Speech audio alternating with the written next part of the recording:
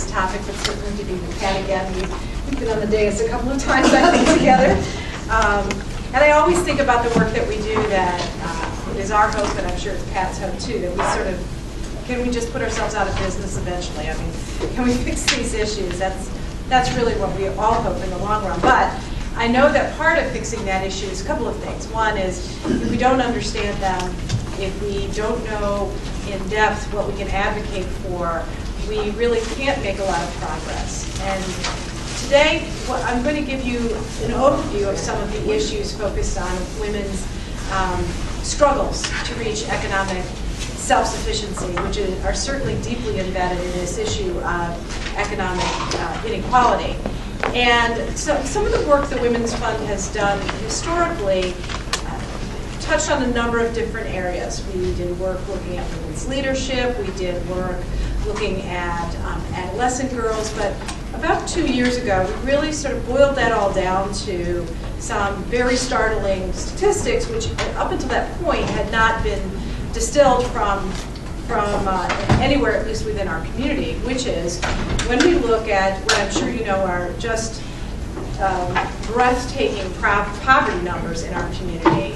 The bottom line actually in this is that 2 out of 3 children in poverty are in female-headed households. So there is no way that we will make any significant progress on the issues of poverty if we don't focus on female-headed households. That's it. So, what do we do about that? And I'm sure all or most of you have been in greater Cincinnati long enough to know something that I'm about to say is true. Like the fastest way a conversation will end at a cocktail party is when I say, like they go, what do you do? And I say, well, I work on women's economic self-sufficiency. Like, that's it. We continue to struggle in our community with this gender component. And certainly we have struggles when we deal with racial and ethnicity issues, but we absolutely struggle when it comes to looking at issues and recognizing that there is a gender component. And I have shared with you on your chairs that we are going to release another report. And I'll give you a little preview of this report. The report is about jobs. There was a fabulous report that was done about a year and a half ago called the 2020 Jobs Outlook. And it said, okay, let's figure out what jobs are going to be growing in our community. And let's do things like let's ramp up the education system so we have lots of people that can actually do those jobs. And I have to tell you, the moment we saw that report, we looked at it and said, oh my goodness, because the report was also designed that the jobs were stacked up by average salary. And we knew when we looked at this that the jobs at the bottom were heavily female jobs. And yet those are the jobs, many of them have huge growth projected in them, huge growth. So, if I were to design a headline today, for the Inquirer, that they might use Tuesday, December 2nd, when the report comes out, it would be something like this. It would be, you've come a long way, baby. There are lots of crappy jobs for women that are going to be in town. I mean, that's the reality of this. So those numbers are really numbers that we need to sort of delve into and start to understand why. And as we've been doing research on this, we did a piece about 2 years ago called The Cliff Effect, and I know that you had discussions here about that. The Cliff Effect highlighted the fact that although work support policies, they're open to any number of folks, men, women, single moms, single dads, depending on the household, it could be a 2-parent household.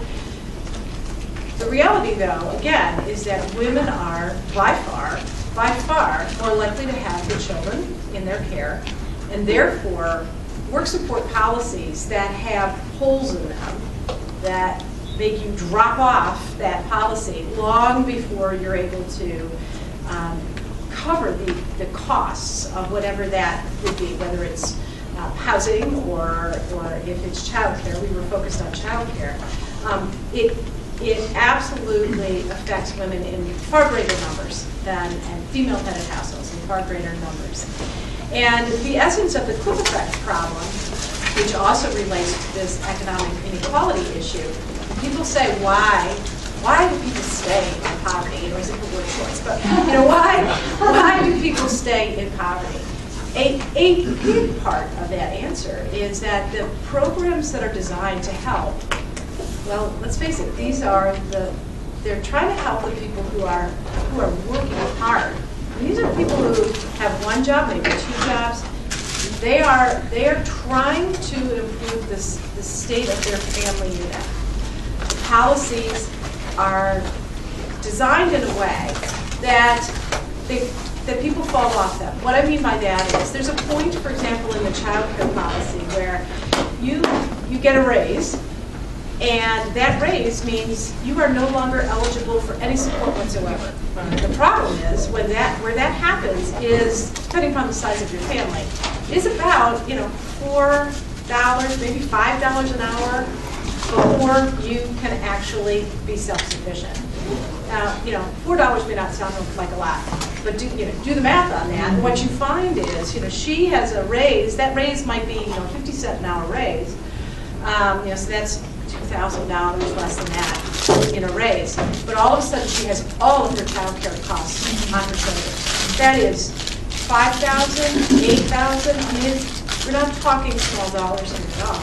So the very people that are doing all the things that people say we want to see people try to pull themselves up and they're doing all of these things and actually succeeding because they're moving up.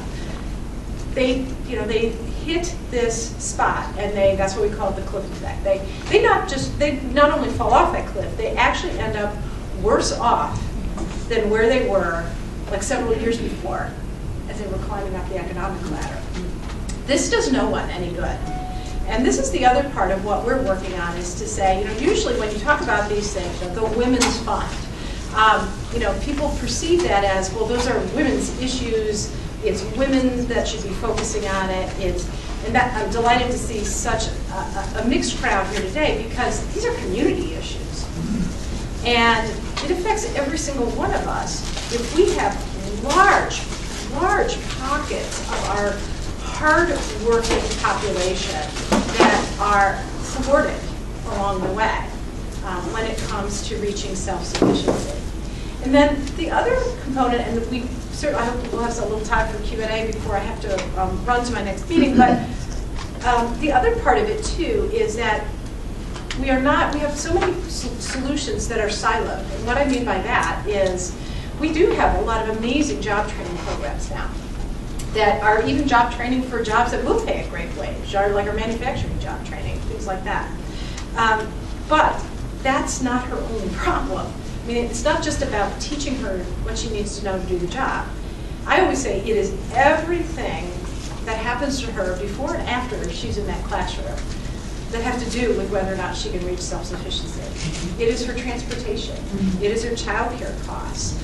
It is it's things like if she is working, job hours that move around. She has, doesn't know more than a week or two in advance what her work schedule is going to be.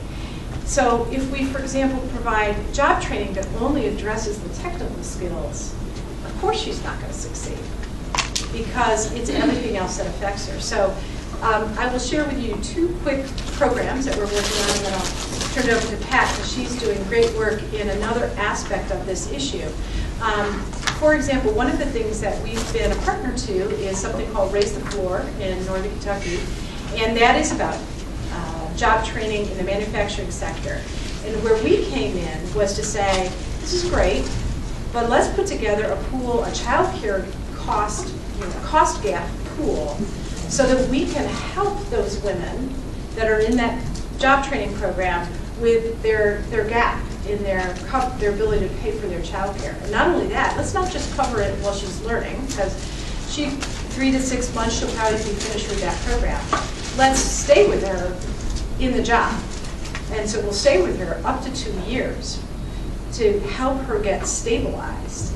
And then a similar concept on this side of the river called Women to Self-Sufficiency, where we're looking at women that are coming out of some very excellent programs in town, like Cincinnati Works, And again, same concept to say, let's make sure that we stabilize childcare. The reason we honed in on childcare is if you look at the self-sufficiency numbers, like what does it take to just be self-sufficient? Childcare, even of one young child, is as much or more than her housing costs.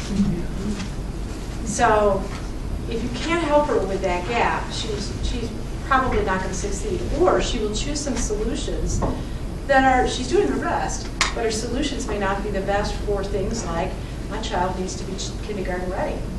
Now, her only answer might be to ask the person across the apartment hallway to take care of that child, but that person may not in any way be able to help that child with the learning side of what they need to do. So now, guess what? We have 2-generation poverty, if not more. So I am delighted to be here and share that top line information with you. I will tell you that any report that we've created, it is always out on our website, and you're welcome to, our reports we view as a gift to the community. It informs our work, but we hope it informs others. And I'm going to turn over to Pat to talk about the next part of this.